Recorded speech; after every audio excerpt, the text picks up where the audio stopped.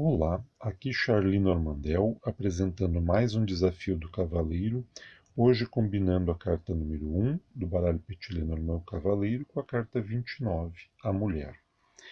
Antes de adentrarmos nas combinações entre as cartas, nas possibilidades de ligação de uma carta com a outra, é importante nós explorarmos os naipes, né? Então, o cavaleiro corresponde ao 9 de copas, e o 9 de copas, para aqueles que têm assistido, o naipe de copas, para aqueles que têm assistido os vídeos anteriores, já sabe que é uma referência ao nosso mundo íntimo, mais no sentido dos pensamentos e das emoções, né? Como nós elaboramos e avaliamos as experiências de dentro e de fora a partir daquilo que sentimos, né? Como as coisas de fora nos afetam, né? Nos atingem, nos tocam, né? Dá conta também da nossa vida rotineira, das nossas relações familiares, dos nossos desejos conscientes e inconscientes e por aí vai. A mulher, ela corresponde ao as de espadas no baralho convencional. E o naipe de espadas, ele é complementar ao naipe de copas, como já exploramos em outros vídeos. Se a gente observar, ele até parece, espadas parece, o símbolo, né, o emblema do naipe, parece copas invertidas, né? Parece não, praticamente é, né? Então há uma ligação e uma complementação direta entre esses dois naipes, mais do que entre paus e ouros, ou de copas com cada um dos outros naipes, ou de espadas com qualquer um dos outros naipes. Espadas também pode fazer referência ao nosso mundo íntimo, mas mais no sentido do nosso pensamento, das categorias da nossa razão, das questões ligadas à lógica, né? Então, são as duas cartas juntos respondem pelos aspectos interiores da nossa vida e como eles se manifestam na nossa vida diária, né? Porque nós vivemos essa dicotomia o tempo inteiro, né? É o dentro e o fora, né? O mundo interior e o mundo exterior, e ambos afetam um ao outro. E a união dessas duas cartas responde por isso. Quem não assistiu ao vídeo que fala sobre o homem, de repente assista ao primeiro, porque ali eu fiz uma observação acerca do homem, né? Que se seria, né, seria mais, entre aspas, né, aparentemente, seria de se esperar que o homem tivesse sido classificado no naipe de espadas e a mulher no naipe de copas. Isso, a mulher no naipe de copas. Mas não foi o que ocorreu. Então, no outro vídeo eu expliquei que não se sabe exatamente por que e como Johann Caspar Hechtel, que foi o idealizador do Jogo da Esperança, que é o protótipo do Petit Lenormand, se ele fez isso consciente ou inconscientemente. Se ele fez isso conscientemente, certamente foi imbuído de um conhecimento esotérico muito profundo. Se foi inconsciente, o seu mérito é muito maior, porque ele antecipa, inclusive, os trabalhos de Jung. Então, ele associou a mulher ao naipe que guarda mais características masculinas, princípios ativos, características masculinas, né? E associou o homem a um naipe que guarda mais características femininas, características passivas. E isso, né, tem correspondência direta com o trabalho de Jung, que se deu mais de um século depois do advento dessas cartas. Essas cartas surgiram no final do século XVIII e vão encontrar o seu grande sucesso a partir da segunda metade do século XIX, quando ganham o nome de Petit Lenormand, uma referência a Mademoiselle Lenormand, que possivelmente nunca tenha usado essas cartas. Teria sido uma jogada de marketing, né? Como ela era a cartomante mais famosa, não só da Europa, mas do mundo, foi uma estratégia de marketing do editor associar as cartas a essa cartomante. Como da mesma forma ocorreu de se associar esse baralho aos ciganos, né, pela sua longa tradição nas artes da adivinhação, da premonição, das faculdades de clarividências, faculdades transcendentais. Então foi estratégia de marketing, né? Mas o baralho não é cigano, o baralho não é da Mademoiselle Lenormand, né? Ele é o jogo da esperança. No entanto, ficou o nome. Então não há nenhum problema em se chamar. É uma preferência minha chamá-lo Petit Lenormand, mas não há nenhum problema em chamá-lo baralho cigano também, né? Porque são nomes diferentes para a mesma coisa, né? Mas a origem dele está nesse jogo da esperança, e possivelmente o jogo da esperança está, por sua vez, embasado em sistemas cartomânticos muito mais antigos. Então, essa associação foi brilhante, porque nós temos, na teoria junguiana, a associação na mulher com alguns princípios masculinos que Jung chamou de ânimos, que seria um complexo localizado na nossa zona inconsciente, em torno do qual orbitariam todas as nossas referências, no caso da mulher, todas as referências masculinas, o ânimos, e no caso do homem, todas as referências femininas, né, o ânimo, mais ou menos isso. Né? Não é exatamente isso, mas é mais ou menos isso. Né? Eu prometo que no futuro próximo eu pretendo explorar melhor essa dimensão psicológica e analítica dessas duas cartas, a 28 e 29, na correspondência com os naipes de copas e de espadas. Né? Então, isso aqui é algo muito profundo que nós temos no baralho Petit Lenormand, e enxergar isso, perceber isso, conseguir compreender o alcance disso, aumenta de forma muito significativa a nossa capacidade de ler e interpretar essas cartas. Tá? Então, esses dois naipes se complementam, né? Eles se entrosam e se casam, embora o naipe que está à esquerda, né, aliás, a direita influencie, caracteriza o que está à direita. No caso desses dois naipes, há mais uma complementação do que uma sobreposição, embora que poderíamos dar conta de uma racionalização dos sentimentos, um predomínio da razão sobre a emoção, da atividade sobre a passividade, por aí vai. Quanto à polaridade da carta, investigamos o naipe. Em seguida, o passo seguinte é investigar a polaridade. O cavaleiro traz como polaridade neutro positivo. A mulher, assim como o homem, a carta 29, assim como a carta 28, não possui polaridade, por representar o consulente. Então, ela vai absorver a polaridade das cartas que estão em volta, porque vão dar conta do estado mental, emocional, espiritual em que a pessoa se acha no momento da leitura. Quanto aos emblemas, né, o cavaleiro trata, como é sabido, das notícias, de uma mensagem, de um recado, de um comunicado. Ele traz rapidez, intensidade, velocidade às cartas que estão em volta. Pode representar uma pessoa, geralmente associado ao amante ou objeto de atração para a mulher ou também para um homem. Né?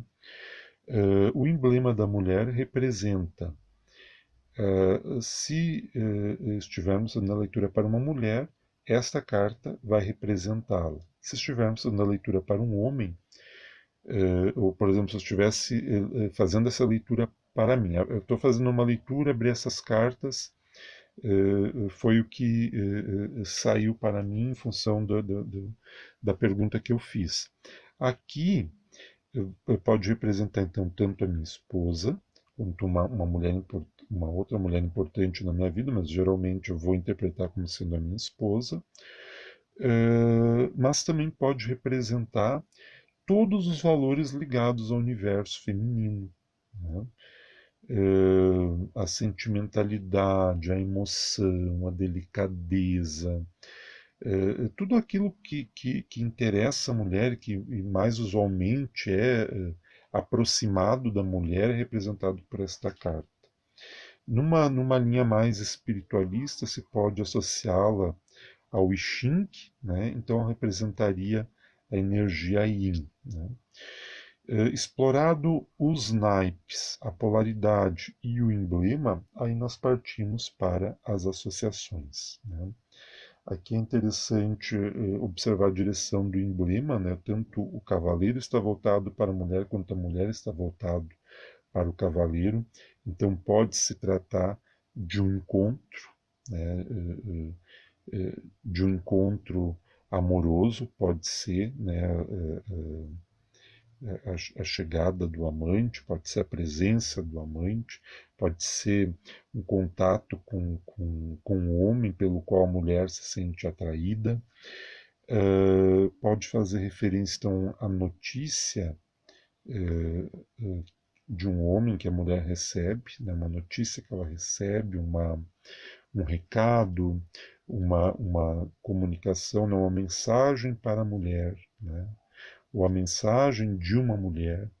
Pode ser, lembrando que a carta da direita caracteriza a esquerda, então nós podemos transmutar o cavaleiro para uma Amazonas.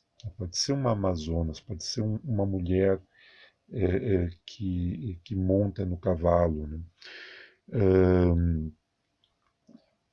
As mesmas categorizações que nós fizemos na associação do cavaleiro com o homem podem ser feitas para a mulher. Então, o movimento feminino, né, uma atividade feminina, né, uma manifestação de mulheres, é, a energia feminina, o avanço da mulher, as conquistas das mulheres, né, tão em voga no nosso tempo.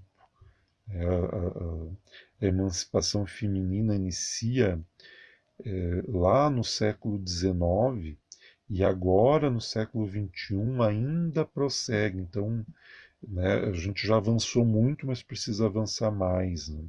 Então, essa configuração pode fazer referência também à vitória das mulheres, às conquistas que as mulheres vêm conseguindo fazer. E é claro que isso, se fosse fazer essa interpretação no sentido mais generalista, precisaríamos explorar as cartas que estão em voltas e a finalidade da leitura. Não vou fazer uma leitura amorosa e vou estar falando de feminismo, né? Tudo tem contexto, né? E quando eu estou fazendo a leitura, eu preciso entender para quem eu estou lendo, com que finalidade eu estou lendo, para poder fazer as relações, as correlações da forma mais pertinente possível, né?